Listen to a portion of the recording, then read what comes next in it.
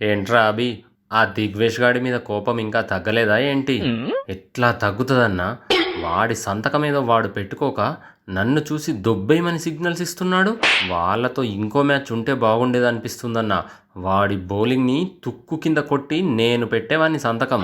అయినా నీ బదులు మన కమిందుగాడు ఇచ్చేశాడు కదా హ్యాట్రిక్ 4లు కొట్టి. కరెక్ట్ చెప్పావన్నా. అది చూసాకే కాస్త సాటిస్ఫై అయిపోయా. నీకింకో న్యూస్ చెప్తే ఎగిరి గంతేస్తావురా బాబు. ఏంటన్నా అంత మంచి న్యూసు? కొంపదీసి మనకు ప్లే ఆఫ్ ఛాన్సెస్ ఉందంటావా ఏంటి? ఏహే ఆపు, మనకి ప్లే ఆఫ్ ఛాన్సెస్ ఏంట్రా? మనం బయటికి వెళ్ళిపోయి చాలా రోజులు అవుతుంది. సరే అయితే నువ్వు చెప్పాలనుకున్న ఆ గుడ్ న్యూస్ ఏంటో చెప్పు. నిన్ను ఎల్ఎస్జి వాళ్ళు గ్రౌండ్ నుంచే బయటికి పంపారా, కానీ మనం వాళ్ళను ఐపీఎల్ టోర్నీ నుంచే బయటకు పంపించేశాం. అంటే వాళ్ళకు అస్సాం టికెట్లు కన్ఫర్మ్ చేసింది మనమేనా అన్న? ఎస్ బ్రో, అందుకే గ్రౌండ్లో జరిగింది మర్చిపోయిగా. అబ్బా, వాళ్ళను మనమే ఇంటికి గెంటినామంటే ఏం ఫీల్ ఉందన్న, మస్తు ఫీల్ ఉంది. మనం ఎలాగో పోతున్నాం, పోతూ పోతూ ఇలా ఒకరిద్దరిని తీసుకొని పోతే వచ్చే కిక్కే వేరు. ఇదంతా ఓకేరా, కానీ ఒక విషయం నాకు కూడా అర్థం కాక బుర్ర గోక్కుంటున్నా. నాకింత ఖుషీ కబురు చెప్పిన నీకు నేను హెల్పింగ్ చేస్తా అన్నా. నీ బుర్రలో ఉన్న ఆ దురదేంటో బయటకు చెప్పు. హెడ్ లేడన్న లోటు కనిపించలేదు, ఓడిపోతామేమో అని భయంగా అనిపించలేదు, మీరు కొట్టలేరేమో అని టెన్షన్ పడలేదు. ఎందుకంటే అంత కూల్గా మీరు మ్యాచ్ ఫినిష్ చేశారా. అది కరెక్టే, కానీ ఇందులో నీకు అర్థం కాని పజిల్ ఏముందన్నా? అంటే మేము మంచిగా ఆడటం నీకు ఇష్టం లేదా ఏంటి? అది కాదురా, ఈరోజు ఇంత బాగా ఆడారు కదా, ఈ ఆడేదేదో ప్లే ఆఫ్స్ రేస్లో ఉన్నప్పుడే ఆడితే బాగుండేది కదా అని నా డౌటు. ఓహో, ఒక్క నిమిషం అన్నా, నాకు ఫోన్ వచ్చింది, ఇంపార్టెంట్ కాల్ అన్నా. నేను రేపు కలుస్తా అన్నా నిన్ను. బాయ్. రే ఆగరా. దొంగోడు లాజిక్ తీసేసరికి లగెత్తుకుని జారుకున్నాడు.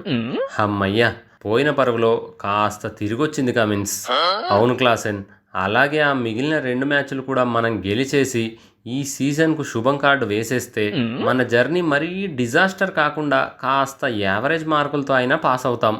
అలాగే చేద్దాం కమిన్స్, తప్పకుండా గెలుద్దాం. నేనైతే ఆ మార్షు మార్కరం బ్యాటింగ్ చూసి ఇక మన పని అయిపోయింది అనుకున్నా, కానీ మన జూనియర్ మలింగా ఆ మార్ష్ను అవుట్ చేసి మనకు మంచి బ్రేక్ ఇచ్చాడనుకో. ఆ తర్వాత ఎలాగో రిషబ్ పంత్ వికెట్ ఫ్రీ వికెటే కదా, అది కూడా ఈజీగానే వచ్చేసింది మనకి.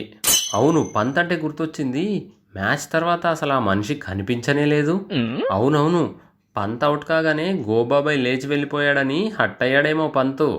హలో, హర్ట్ అయి వెళ్ళిపోవడాలు, అలిగి మూలన కూర్చోవడాలు మన వల్ల కావమ్మా. ఈ సీజన్ పోతే ఇంకో సీజన్లో కంబ్యాక్ ఇస్తా. అసలు పంత్ అంటేనే కంబ్యాక్ డెఫినేషన్ లాంటోడు. అంతే పంతు, నువ్వు తగ్గొద్దు.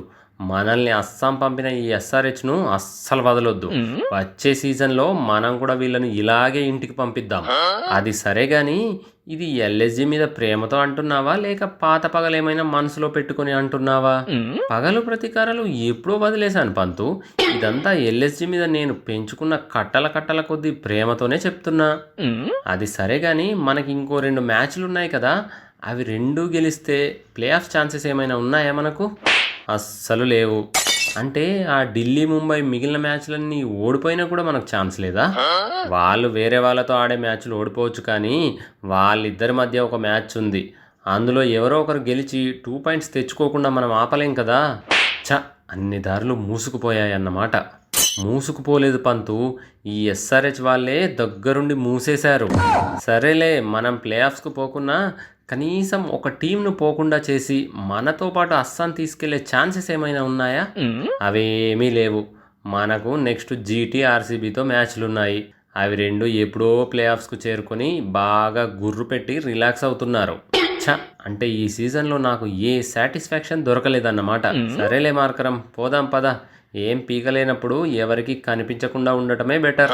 బాయ్ పంత్, నెక్స్ట్ సీజన్లో కలుసుకుందాంలే. మనకు కూడా ఇక మిగిలింది నామమాత్రపు మ్యాచ్లే కమిన్స్. ఏదో వచ్చామా, ఆడామా, వెళ్ళామా అన్నట్టే ఉంటుంది. నామమాత్రమే అయినా ఆ రెండింటిని లైట్ తీసుకోవడానికి లేదు క్లాసెన్. ఆ 2 గెలిస్తే 13 పాయింట్లతో ఇంటికెళ్ళొచ్చు.